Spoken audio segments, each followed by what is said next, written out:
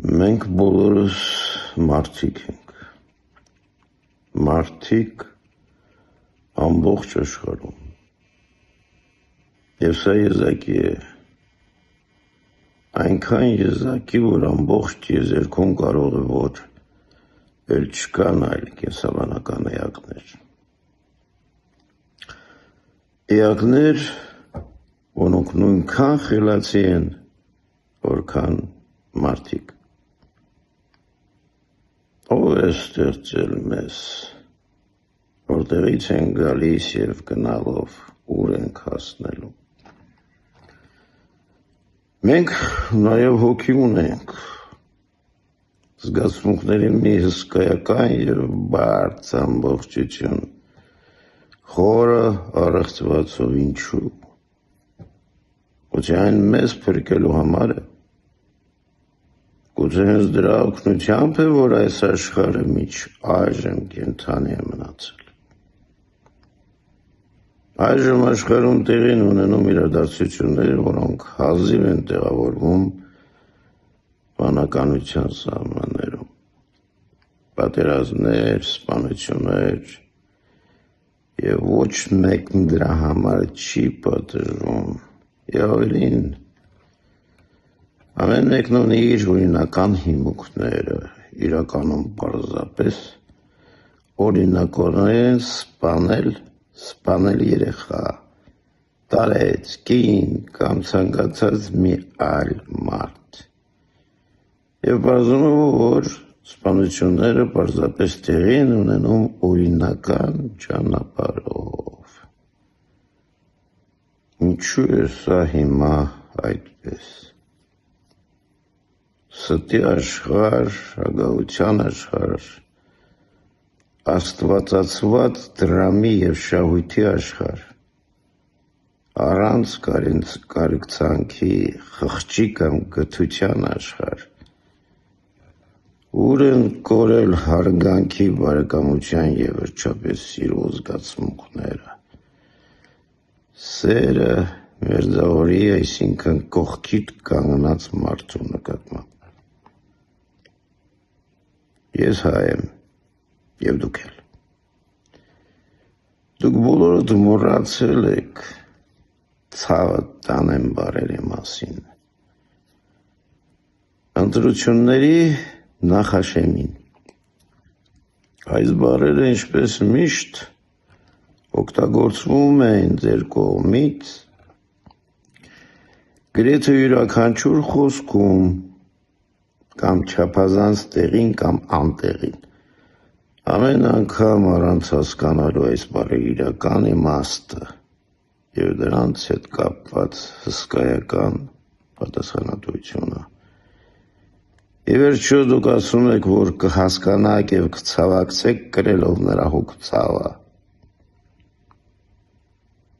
Հիմա Հայաստանում ամեն քայլափոխին զայրույթ, ատելություն, անհանդուրժողականություն և թշնամանք արտահայտող բառերն ամենուր են։ Հետխորհրդային տարիներին մարդիկ կրել են հսկայական մարդկային վիշտ, 30-35 տարի մահ, պատերազմ, այրերի վիշտ և սիրելիների, փոքր երեխաների, երիտասարդ տղամարդկանց և մեծահասակների կորստի ցավը։ Հայ ժողովուրդը դիմացել է և շարունակում է կրել այս 35 տարիների և մի քանի հազար տարվա տառապանքը։ Մեր հարևանները գթասրտություն չեն ցուցաբերել, մինչդեռ հզորները ցանկացել են սպանել և խլել, իսկ դուք հայրդ, ինչ էիք ուզում և ինչ եք դեռ ուզում։ Դուք հայերդ, որքան դժվար է ձեզ համար զգալ ձեր կողքին կանգնած մարդու ցավը։ Չար հայեր, այո կան, այդպիսի մարդիկ ագահ, դավաճան, հենց նենգ և ստոր, Այո, կան սրիկաներ և տականքներ, բոլորն իրենց տեղերում են երկրում, բայց ինչու եք դուք էլ անպայման ուզում լինել նրանց շարքերում։ Ի վերջո նրանց օրոք էր, ովքեր նախկինում էին կառավարում, կոռուպցիա և անարդարություն կար։ Այն ժամանակ կյանքը տանում էր հեղափոխության, մարդիկ արդեն չէին կարող ապրել առանց փոփոխությունների, և կար երազանք և նախազգացմունք, որ ամեն մի րոպեն թանկ է, որովհետև ժամանակը սպառված է և առջևում անխուսափելի մահացու կործանում է։ Ուրեմն եթե ուզում ես ապրել, ուրեմն ճանապարհդ պիտի փոխես։ Այս զգացողությունը թափանցում էր նրանց հոգու խորքը։ Տառապանքը, երջանկության հետ փոխելու ցանկությունը, երջանկություն բոլոր մարդկանց համար, երջանկություն ապրելու քո սեփական հողում Հայաստանում և ամենակարևորը քո սեփական պետությունում։ Ոչ, Փաշինյանը չէր, որ հեղափոխություն արեց։ Հավանականությամբ Փաշինյանը խեղաթյուրեց հեղափոխության իրական պատկերը։ Հեղափոխությունը գալիս է և անողոք և առանց վարանելու փոխելու այն ամեն ինչ կար։ Եվ դա գալիս է, որովհետև ինչ-որ մեկը վաղուց անտեսել է արդարությունը։ Այն չի կարող թավշյա լինել, որովհետև բանիությունն ու պատկերը պահանջում էին ամբողջությամբ հիմնահատակ մաքրել ու նորը կառուցել։ Դուք խիղճ չունեք, պարզ, նորմալ, մարդկային, բարեկայության հետ հավասար, բարեգրթություն, կարեկցանք սեր ձեր հայրենիքի, ձեր երկրի, ձեր ժողովրդի նկատմամբ։ Դուք պարզապես չեք զգում այն ցավը, որը կրում է իր սրտում ձեր կողքին կանգնած հայ մարդը։ Հասարակ մարդկային բարոյականություն։ Ո՞վ ունի սա հիմա։ Ոչ ոք։ Բոլորն ունեն արժանիքների և հսկայական առավելությունների մի խոսքով լավն են, քանի որ մյուսները վատն են։ Եվ մեղավոր բոլոր մեղքերի համար։ Դուք լավն եք, քանի որ մյուսները վատն են։ Այս բառերի էությունը սուտն է և հետաբար անբարոյական եք։ Դուք բոլորդ ստում եք, քանի որ ձեզանից ոչ ոք չի ցանկանում պատասխան տալ իր իսկ կատարած սխալ գործողությունների համար։ Դուք կզղջաք և կմեղանչեք, որովհետև սխալվել եք, որովհետև սխալ եք, թույլ տվել և պիտի պատասխան տաք։ Բայց ով չի սխալվում։ Սխալվելը մարդկանց համար է, բայց ով չի ազնիվ մեղանչում, ուրեմն վախենում է պատասխանատվությունից։ Գիտի, որ սխալ է և վստահություն չունի։ Դա նշանակում է, որ նա ստում է,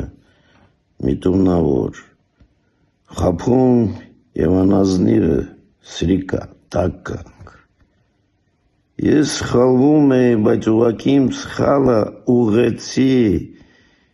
և այդպես էլ կլինի, սա է միակ ճանապարհը։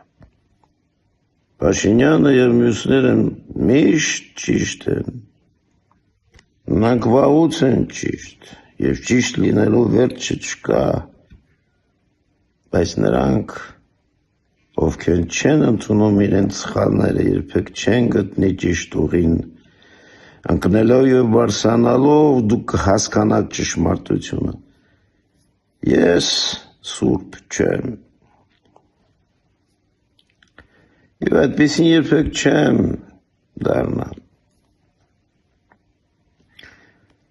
Ինչպես բոլորը ես ապրում եմ մեղքի մեջ, բայց խորապես հավատում եմ, որ խղճով ապրելով, ընկնելով եւ բարձրանալով, զղջալով եւ մեղսալով, ընդունելով իմ սխալները,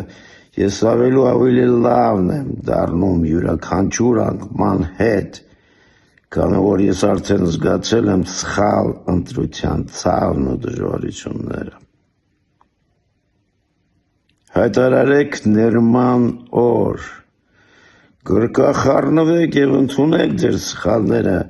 անկեղծորեն խնդրեք ժողովրդից ներողամտություն, քանի որ ձեր սխալները նրանց տառապանքին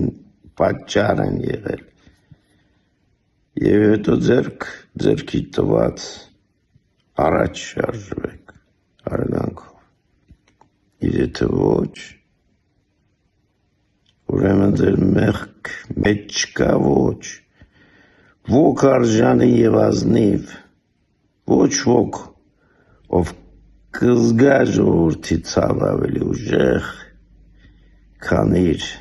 սեփականը։ Մի անգամ Փաշինյանի իշխանության գալու արշալույսին ես նրան ասացի.